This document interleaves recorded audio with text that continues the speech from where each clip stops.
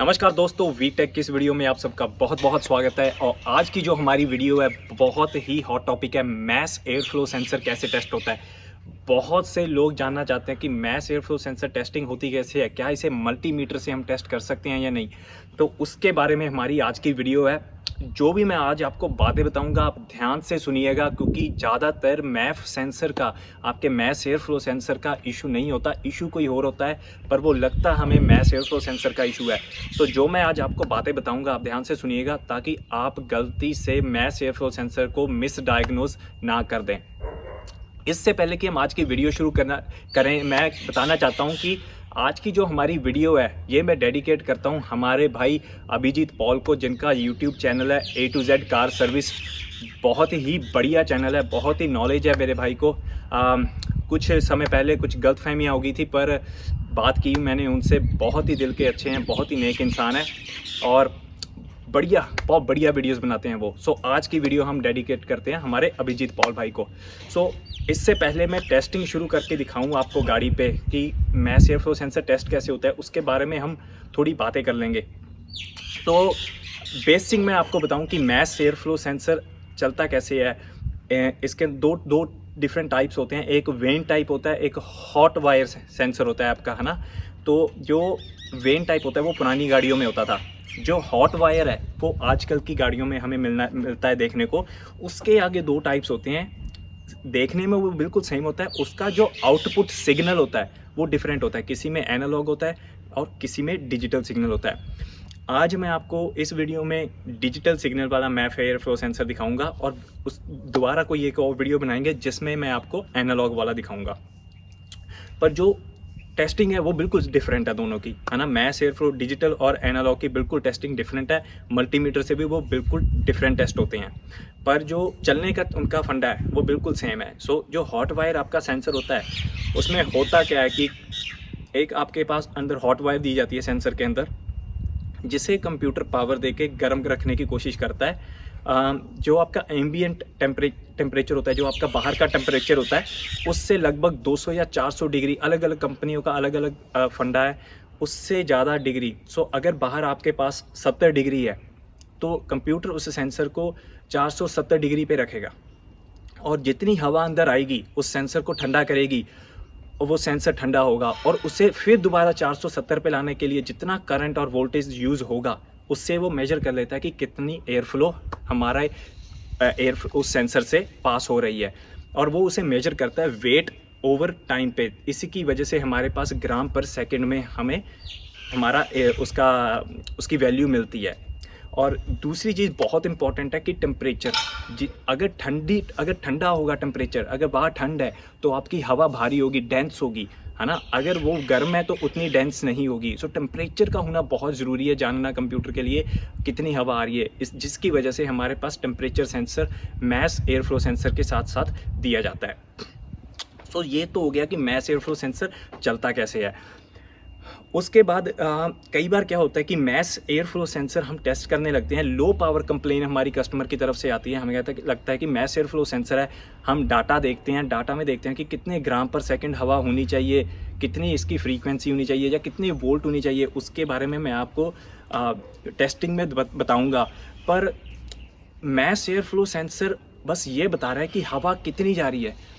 Engine का काम होता है कि सांस लेना और सांस छोड़ना, है ना। एक पंप की तरह इंजन काम करता है। अगर वो सांस सही तरीके से नहीं ले पा रहा तो हवा अंदर अच्छे से नहीं आएगी। आपको मैस एयर फ्लो सेंसर बताएगा कि ग्राम पर सेकंड बहुत कम आ रहे हैं, आपको लगेगा कि ये कम बता रहा है हमारा सेंसर, पर वो कम नहीं बता रहा है, क्योंकि वो इंजन सांस लेकर छोड़ नहीं पा रहा। बिल्कुल सेम फंडा जैसे हम सांस लेते हैं। अगर मैं सांस लेने वाली प्रणाली को यहाँ से बंद कर दूँ फिर मैं सांस नहीं ले पाऊँगा।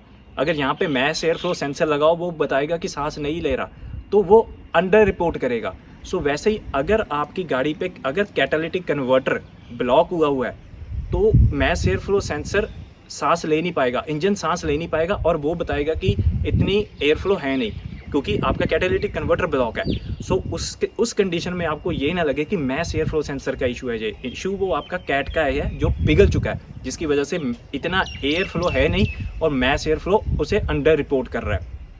दूसरी चीज़ ये है, अगर आपकी टाइमिंग आउट है फिर भी ये कंडीशन हो सकती है, क्योंकि अगर आपका एग्जॉस्ट वाल्व टाइम पे खुल नहीं रहा, अगर वो ज़्यादा देर बंद रह रहा है ना, तो वहीं पे यही काम होगा कि वो एक्सेल नहीं कर पा रहा, आपका इंजन उस हवा को बाहर नहीं फेंक पा रहा और इंजन सही तरीके से ब्रीथ नहीं कर पाएगा।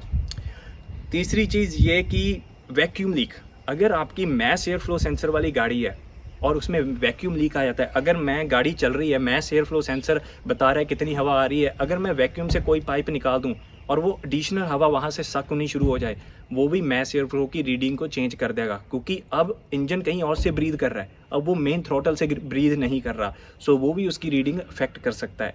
सो बहुत सी चीज़ें हैं जो मैस एयर फ्लो सेंसर की रीडिंग को इफेक्ट कर सकती हैं। सो ज़रूरी हमेशा यही नहीं होता कि सेंसर ख़राब है और रीडिंग गलत दे रहा है, चीज़ कोई और ख़राब होती है, reading mass air flow sensor गलत दे देता है।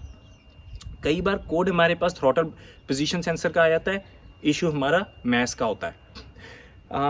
कई बार आपने देखा होगा जो हमारी मैस एयर फ्लो सेंसर वाली गाड़ियाँ होती हैं उसमें EGR लगा होता है, जो पेट्रोल गाड़ियाँ होती हैं हमारी नेचुरली एस्पिरेटेड, अगर आइडल पे आप EGR वाल्व को खोल दो तो वो गाड़ी बंद हो जाती है। अगर EGR वाल्व आपका स्टक हो जाए आइडल पे तो गाड़ी बंद हो जाएगी। क्यों? क्योंकि मैस एयर फ्लो सेंसर हवा बता रहा है इतनी आ रही है और वो इंटरनल वैक्यूम लीक बन गया एक तरीके का EGR खुलने से, तो वो गाड़ी स्टार्ट नहीं हो पाती। पर मैप इंजन में, जिसमें मैनीफोल्ड एब्सोल्यूट प्रेशर सेंसर होता है, उसमें गाड़ी चलती रहती है, क्योंकि वो मेजर कर लेता है कि इनटेक का जो वैक्यूम है, लोड है, वो कितना चेंज हुआ है। सो मैस एयर फ्लो सेंसर वाली गाड़ियों में आपने इन चीज़ों का ध्यान जरूर रखना है जब आपने गाड़ी को टेस्ट करना है।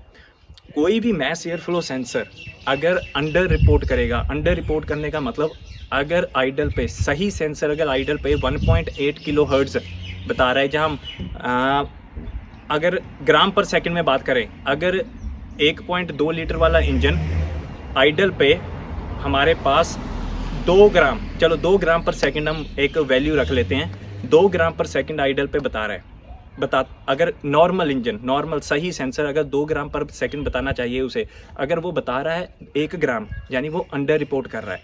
अगर अंडर रिपोर्ट को आपका मैप सेंसर करेगा तो आपके फ्यूल ट्रिम्स पॉजिटिव होंगे। वो पॉजिटिव क्यों होंगे? क्योंकि सेंसर कह रहा है कि कम हवा आ रही है, कम हवा आ रही है, तो जो कंप्यूटर उसकी पल्स विड्थ सेट करेगा, क्योंकि कम हवा पे कम फ्यूल जाएगा, जिसकी वजह से फ्यूल ट्रिम पॉजिटिव हो जाएंगे, क्योंकि फ्यूल कम जा रहा है अब, है ना। पर वो कम बता रहा है, हवा उतनी ही आ रही है, पर सेंसर ने कम बता दी, अंडर रिपोर्ट कर दी, हवा ज़्यादा अब फ्यूल कम, लीन हो गया सिस्टम, पॉजिटिव नंबर, हमारे फ्यूल ट्रिम नंबर पॉजिटिव हो जाएंगे। अगर हमारा सेंसर ओवर रिपोर्ट कर रहा है, 2 ग्राम पर सेकंड की बजाय 3 ग्राम पर सेकंड बता रहा है आइडल पे, तो हमारे फ्यूल ट्रिम नंबर्स हैं जो वो नेगेटिव हो जाएंगे, क्योंकि अब हमारे पास हवा इतनी आ नहीं रही और वो कह रहा है कि बहुत हवा आ रही है, जिसकी वजह से आपका इंजेक्शन पल्स विड्थ बहुत बढ़ जाता है, फ्यूल ज़्यादा जाता है पर हवा उतनी होती नहीं, तो वो फिर फ्यूल को कम करने के लिए नेगेटिव फ्यूल ट्रिम्स हो जाते हैं। सो फ्यूल ट्रिम्स देखना बहुत ज़रूरी है अगर आपको लगता है कि मैस एयर फ्लो सेंसर का इशू हो सकता है। तो चलिए फ्रेंड्स, ये तो थी बातें बहुत ज़्यादा हो चुकी हैं। मुझे लगता है अब आपको टेस्टिंग करके दिखाना चाहिए कि डिजिटल टाइप जो हमारा सेंसर होता है, जो गाड़ी में जिस पे आज टेस्टिंग करके दिखाऊंगा, ये 2019 मॉडल की सुजुकी की स्विफ्ट है, 4 वायर वाला सेंसर है। मैं आपको बताऊंगा कैसे चलता है ये, और ये डिजिटल टाइप है, डिजिटल आउटपुट सिग्नल है इसका, वो कैसे टेस्ट होगा उस पर हम आज की वीडियो शुरू करते हैं। सो फ्रेंड्स, जैसे कि आप देख सकते हो यहाँ पर है हमारा मैस एयर फ्लो सेंसर, 4 तारें इसमें दी गई हैं। आपको ये 5 तारों वाला भी, 5 वायर वाला भी मिलेगा, 4 वायर वाला भी मिलेगा। 5 वायर्स हैं उसमें हमारे पास क्या होता है, एक हमारी 12 वोल्ट की पावर फीड होती है, एक हमारा 5 वोल्ट रेफरेंस हमारे टेम्परेचर सेंसर के लिए होता है, 2 हमारे पास ग्राउंड होते हैं, एक टेम्परेचर सेंसर का और एक आपके मैस एयर फ्लो सेंसर का, और जो बची कुची एक तार हमारी होती है वो सिग्नल हो जाती है, एक मैस एयर फ्लो सेंसर की और एक IAT की। सो ये 4 वायर है, इस पे हम वोल्टेज टेस्ट करेंगे और देखेंगे कि क्या है, किस पे कितनी वोल्टेज आ रही है। सो पहली तार पे मैं बैक प्रोब करूंगा इसे,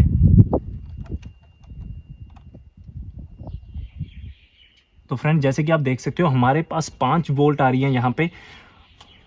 सो मेरे पास 5 वोल्ट रेफरेंस है। अब ये 5 वोल्ट रेफरेंस हमारे टेम्परेचर सेंसर के लिए हो सकती है। दूसरी वायर चेक करूंगा मैं, यहाँ पे मेरे पास 31 मिली वोल्ट है। सो फ्रेंड्स, ये तो हो गया हमारा ग्राउंड। तीसरी चेक करूंगा, हमारे पास आ रहे हैं 2.8 वोल्ट। अब ये टेम्परेचर सेंसर की वोल्टेज सिग्नल है या आपके मैस एयर फ्लो सेंसर की सिग्नल है, मैं कुछ नहीं कह सकता अभी। फिर मैं चेक करूँगा।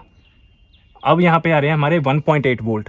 अब ये हमारा मैस एयर फ्लो सेंसर का सिग्नल है या टेम्परेचर सेंसर का सिग्नल है, मैं नहीं बता सकता। दोनों वायर्स में सिग्नल, हमारे पास वोल्टेज आ रही है कुछ, पर मैं नहीं बता सकता कि कौन सी वोल्टेज किसके लिए है।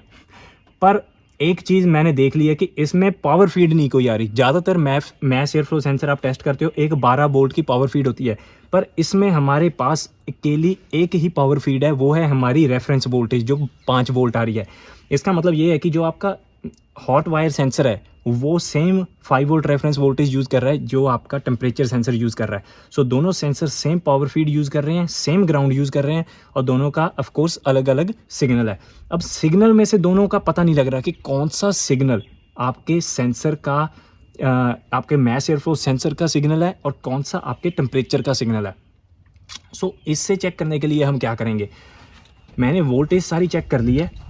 अब मैं गाड़ी को स्टार्ट करूँगा और देखूँगा कि जो तो आपका सिग्नल है जो मैस एयर फ्लो सेंसर का है वो तो रेस देने पे चेंज होना चाहिए। जो आपका टेम्परेचर है वो चेंज नहीं होना चाहिए, क्योंकि टेम्परेचर तो धीरे धीरे बढ़ेगा, वो एकदम चेंज नहीं होगा रेस देने पे। पर रेस देने पे मैस एयर फ्लो सेंसर का सिग्नल जरूर चेंज होगा रेस देने पे। सो वो हम चेक करेंगे। जैसे मैंने आपको बताया जी, डिजिटल टाइप सिग्नल है, ये 0 to 5 वोल्ट स्क्वेयर वेव वाला सिग्नल है। मैं आपको लैब स्कोप पे भी दिखाऊंगा, उसके साथ साथ मल्टीमीटर पे भी आपको दिखाऊंगा। सो ये 0 to 5 वोल्ट वाला स्क्वेयर वेव है। जैसे मैंने आपको पुरानी वीडियोस में भी बताया है कि मल्टीमीटर इतना फास्ट नहीं होता और वो उस डिजिटल सिग्नल का आपको एवरेज दिखाएगा। सो यहाँ पे जो 2.8 वोल्ट आ रहे हैं या 1.8 वोल्ट है, ये एवरेज है इस टाइम की ऑन पे जो हमारा mass air flow sensor report कर रहा है। डिजिटल टाइप का ये फ़ायदा होता है कि अब बिना गाड़ी स्टार्ट किए की ऑन पे ये जो हवा इसके पास से इस टाइम है, जो हवा इस टाइम प्रेजेंट है, ये उसे भी कैलकुलेट कर लेता है। आपका एनालॉग वाला कैलकुलेट नहीं कर पाता, पर डिजिटल वाला आपका कैलकुलेट कर लेता है जो इस टाइम की ऑन पे इसके इर्द गिर्द हवा है, जिसकी वजह से हमें कुछ ना कुछ रीडिंग आ रही हैं।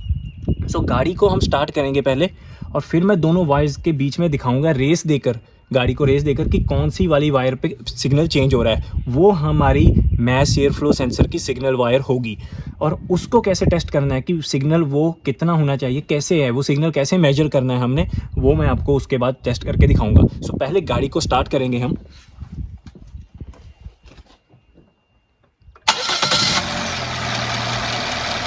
तो फ्रेंड्स, गाड़ी मैंने स्टार्ट कर ली है। मेरी पिन बाहर निकल आई थी बैक प्रोब की। यहाँ पे 1.9 वोल्ट है फ्रेंड्स। दूसरी वायर में देखूंगा,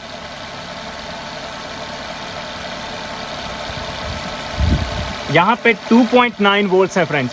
सो रेस देंगे गाड़ी को रेस देंगे और देखेंगे कि क्या ये वोल्टेज चेंज हो रही है कि नहीं।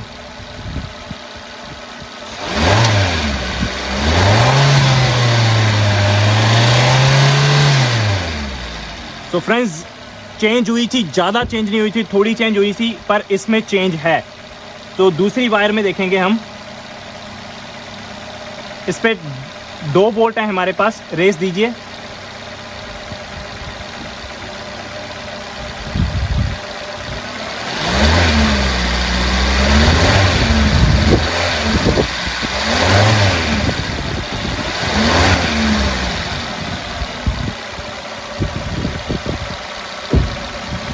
सो फ्रेंड्स, इतना चेंज नहीं आ रहा है। जैसे कि आप देख सकते हो, अब ये 2.1 पे ही टिका हुआ है, ये वापस नहीं जा रहा। हमने रेस दी, हमारा जो टेम्परेचर सेंसर रीडिंग बता रहा है कि कितनी उस हवा का टेम्परेचर है, उसकी रीडिंग है ये। दूसरा वाला हमारा ज़्यादा चेंज हुआ था क्योंकि वो बड़ा भी था और कम, वापस उसी जगह पे आ गया जहाँ से वो शुरू हुआ था।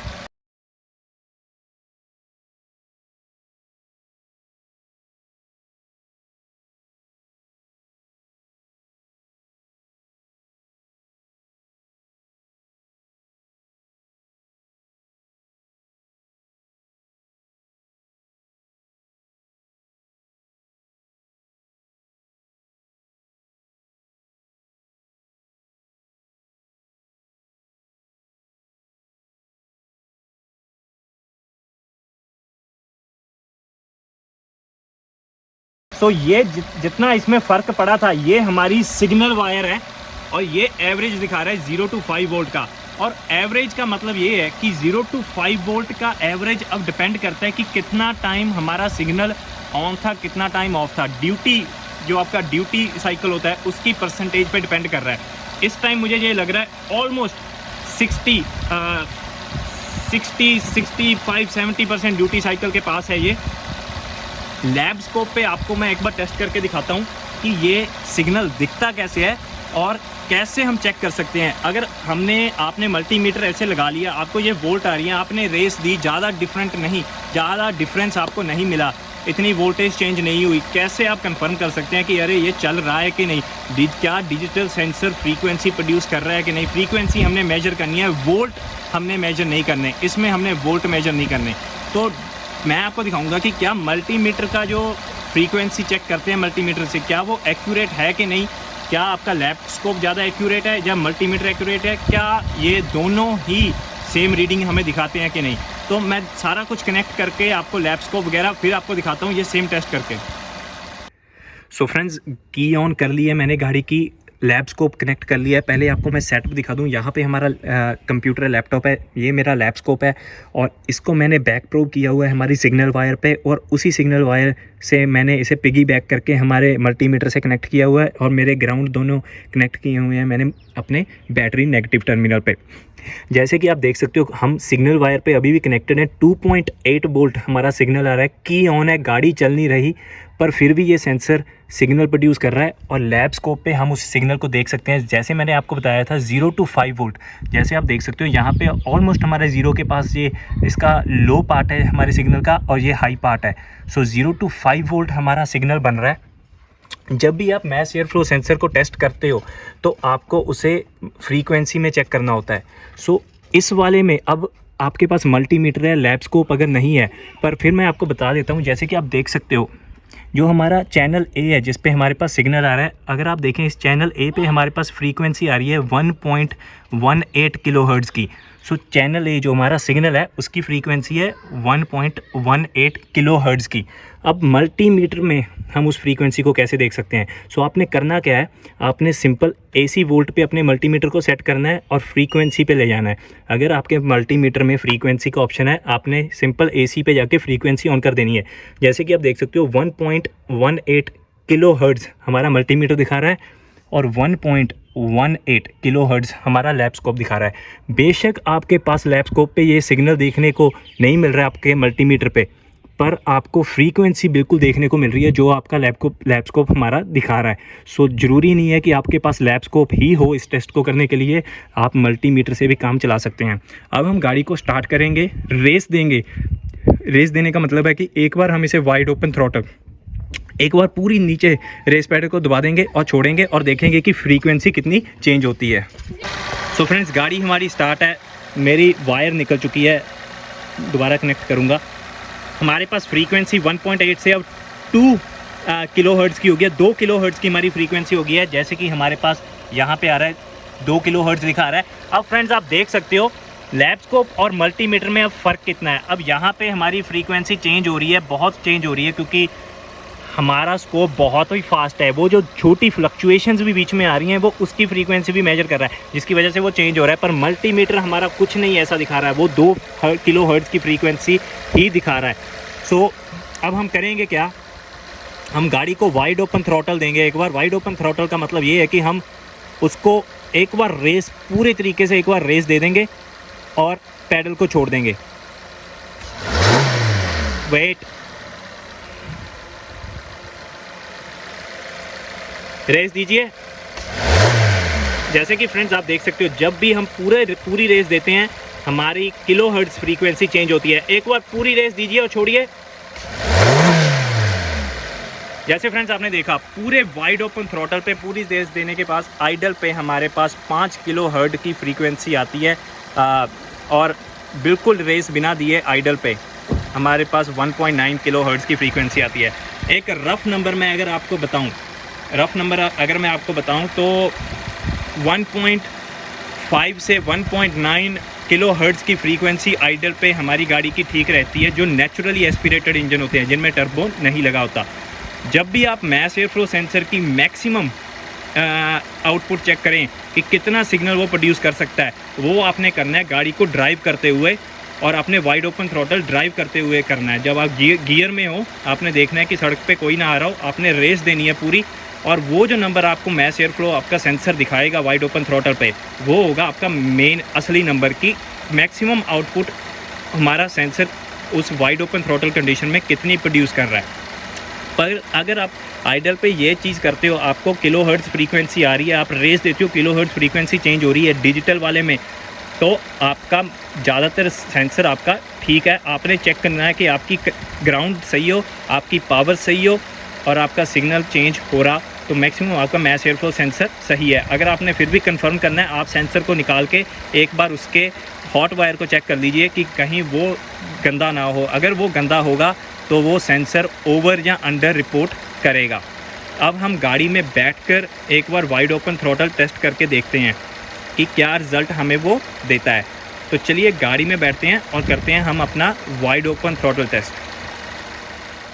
सो फ्रेंड्स, इससे पहले कि हम गाड़ी में बैठ के वाइड ओपन थ्रॉटल टेस्ट करें मैस एयर फ्लो सेंसर का, मैं एक चीज़ आपको बतानी भूल गया। जब मैंने मल्टीमीटर पे फ्रीक्वेंसी चेक की थी, मैंने उसे AC वोल्ट पे डाल दिया था, DC पे मैंने नहीं चेक की थी, क्योंकि DC करंट की फ्रीक्वेंसी नहीं होती, क्योंकि ऑल्टरनेटिंग करंट है वो आपका अप एंड डाउन होता है, वो एक साइन वेव की तरह चलता है, उसकी फ्रीक्वेंसी होती है। बट DC करंट की फ्रीक्वेंसी आप कभी भी चेक करोगे वो 0 हर्ट्ज़ ही आएगी, जिसकी वजह से आपको मल्टीमीटर को AC वोल्ट में डाल के उसकी फ्रीक्वेंसी चेक करनी पड़ती है। तो चलिए अब हम गाड़ी में बैठते हैं, उसका वाइड ओपन थ्रॉटल टेस्ट करते हैं। सो फ्रेंड्स, गाड़ी में हम बैठ चुके हैं, सड़क हमारे सामने खाली है और हमने स्कैन टूल डाटा हमारा निकाल लिया है। RPM engine RPM, intake air temperature और एयर फ्लो, हमारा जो मैस एयर फ्लो सेंसर का डाटा है वो हमने सेट कर लिया है। इस डाटा को यूज़ करके मैं वॉल्यूमेट्रिक एफिशिएंसी कैलकुलेट करके दिखाऊंगा आपको, वो मैं आपको बाद में समझाता हूँ कि उसका क्या फ़ायदा है और क्या मतलब क्या है उस चीज़ का। हमने वाइड ओपन थ्रॉटल रो टेस्ट करना है, मतलब कि जो थ्रॉटल जब पूरा खुल जाता है उस पर हमने देखना है कि मैक्सिमम आउटपुट इस सेंसर की कितनी है। सो हमने गैस पैडल है जो आपका पूरा नीचे एंड तक लगा देना है। गियर जो हमारी ड्राइव में है, ऑटोमेटिक गाड़ी है, ड्राइव में रहने देनी है, गियर चेंज नहीं करना। एक बार मैक्सिमम देखना है, RPM रेड लाइन करके 4000 के करीब करके RPM देखना है कि मैक्सिमम कितना एयर फ्लो होता है हमारे सेंसर से। तो रिकॉर्ड करूंगा मैं इसे, करिए रोड टेस्ट।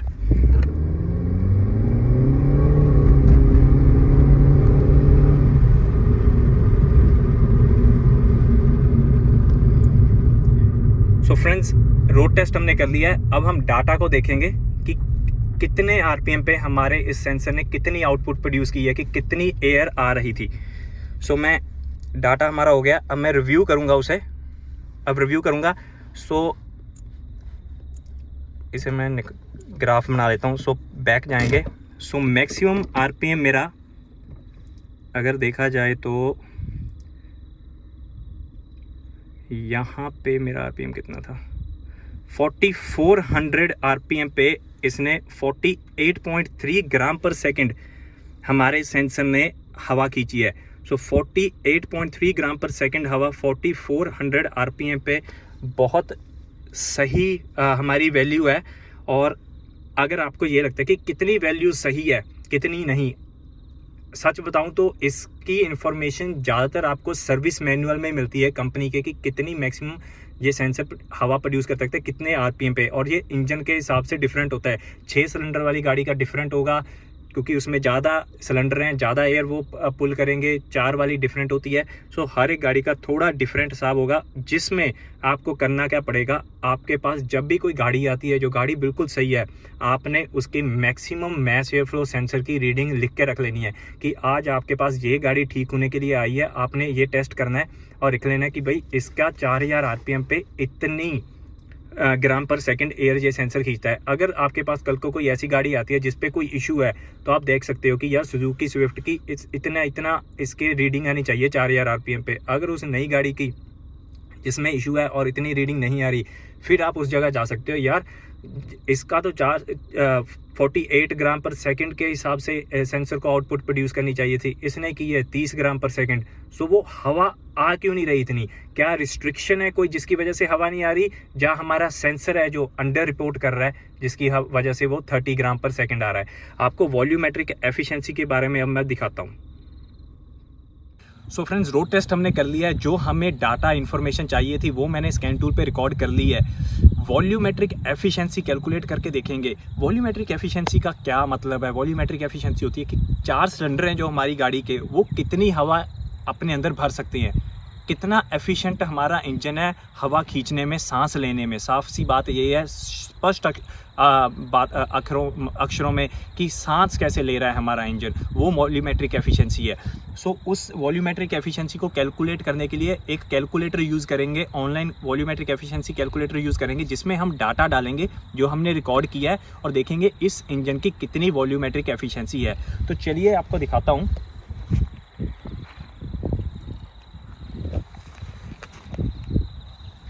सो फ्रेंड्स, ये हमारे पास यहाँ पे डाटा है और जैसे कि मैं दिखाऊं, ये हमारी ऑनलाइन वेबसाइट है, ATG की VE कैलकुलेटर है हमारे पास, वॉल्यूमेट्रिक एफिशिएंसी वाला। और इसमें हमारे पास ये डाटा पूछते हैं कि इंजन का साइज़ कितना है, इंजन का RPM कितना है, मैस एयर फ्लो सेंसर हमारे कितनी ग्राम प्रोड्यूस कर रहा था उस कितने RPM पे, और हमने फिर इसकी एफिशिएंसी देखनी है। तो हमारा इंजन साइज़ है ये 1.2, ये 1.2 लीटर इंजन है। हमारा RPM कितना था? 4409, क्योंकि जैसे आपने यहाँ पे देख सकते हो 4409 हमारा मैक्सिमम RPM था। सो 4409 कितने ग्राम पर सेकंड हमारी इसमें एयर फ्लो था इस RPM पे? 48.3 ग्राम पर सेकंड था हमारा। टेम्परेचर हमारा इनटेक एयर टेम्परेचर 33, जैसे आप देख सकते हो 33 लिखा है। सो यहाँ पे हम सेल्सियस में करेंगे इसे, क्योंकि सेल्सियस में है वो। 33, 4 सिलेंडर हैं। और प्रेशर हमारा कितना है? ये हमारा बैरोमेट्रिक प्रेशर है, वो 100 है। उसकी डाटा पीट नहीं मैंने ली, पर मुझे पता है। तो मैं फ्रेंड्स, जैसे आप देख सकते हो ये मैंने कैलकुलेट कर लिया है, सारा मैंने इसमें डाल दिया है। और वॉल्यूमेट्रिक एफिशिएंसी आ रही हमारी 96%। सो फ्रेंड्स, 80% के ऊपर अगर आपकी वॉल्यूमेट्रिक एफिशिएंसी आ रही है, मतलब आपके जो सिलेंडर हैं वो पूरी तरह से सांस ले पा रहे हैं, वो पूरी तरह से हवा उनमें भर रही है और इंजन बिल्कुल सही से ब्रीद कर रहा है। अगर आपकी वॉल्यूमेट्रिक एफिशिएंसी इतनी आ रही है, यानी कि आपका कैटालिटिक कन्वर्टर, अगर कभी आपके पास कैट का भी इशू आए और आप ये चीज़ करें और वॉल्यूमेट्रिक एफिशिएंसी बहुत कम आए, आप कैटालिटिक कन्वर्टर देखें, क्योंकि अब सांस ले रहा है इंजन, ब्रीद वो छोड़ नहीं पा रहा। सो वॉल्यूमेट्रिक एफिशिएंसी का बहुत फ़ायदा होता है। और इससे मुझे ये कन्फर्म हो गया कि मेरे इंजन के सांस लेने में और सांस छोड़ने में कोई इशू नहीं है। मेरा मैफ सेंसर बिल्कुल ठीक है, क्योंकि मेरी वॉल्यूमेट्रिक एफिशिएंसी बिल्कुल ठीक आई है। सो फ्रेंड्स, ये थी हमारी आज की video mass air flow sensor पे। सिंपल टेस्ट है। अगर आपके पास मैस एयर फ्लो सेंसर का कोड आ रहा है, या तो कोई सर्किट परफॉर्मेंस का कोड आ रहा है, आपने उस तरीके से डायग्नोज कर लेना है। कहीं हाई RPM पे लो ना एयर फ्लो दिखाइए, लो RPM पे हाई एयर फ्लो ना दिखाइए। अगर ये कुछ दिखाता है आपका सेंसर तो वो परफॉर्मेंस कोड होता है। उसके बगैर अगर कोई कोड आता है आपको, आपने ग्राउंड चेक करना है, उसकी पावर चेक करनी है और सिग्नल चेक करना है, फ्रीक्वेंसी में डाल के अपने DVOM को, अपने मल्टीमीटर को, और देखना है कि वो फ्रीक्वेंसी प्रोड्यूस कर रहा है। जब आप उसके रेस देते हो, वाइड ओपन थ्रॉटल देते हो, कब क्या उसकी फ्रीक्वेंसी हाई होती है कि नहीं, फ्रीक्वेंसी ज़्यादा बढ़ाता है कि नहीं। अगर वो उतनी फ्रीक्वेंसी नहीं बढ़ा रहा, बहुत नज़दीक कम ही रह रही है उसकी फ्रीक्वेंसी, आप रेस भी दे रहे हो फिर भी, यानी आपका मैस एयर फ्लो सेंसर ख़राब है। उसमें फ़र्क होना चाहिए आइडल पे उसकी फ्रीक्वेंसी को और वाइड ओपन थ्रॉटल पे उसकी फ्रीक्वेंसी में फ़र्क होना चाहिए। और अगर आप ये टेस्ट करते हो और उसके साथ साथ आप ये वॉल्यूमेट्रिक एफिशिएंसी का भी टेस्ट करते हो, जिससे आपको कंफर्म हो जाएगा कि आपका इंजन सांस बहुत अच्छे से ले रहा है, आपका कैटालिटिक कन्वर्टर भी ठीक है, आपका मैस एयर फ्लो सेंसर भी सही रिपोर्ट कर रहा है, तो अब आप दूसरी चीज़ों पे ध्यान दे सकते हो। ये छोटे छोटे टेस्ट करके आपको बहुत टाइम बच सकता है कि कौन सी चीज़ पे आपको ज़्यादा टाइम देना चाहिए, कौन सी चीज़ पे आपको ज़्यादा टाइम नहीं देना चाहिए। उम्मीद है आपको ये वीडियो पसंद आई होगी, आप इससे कुछ आपको सीखने को मिलेगा।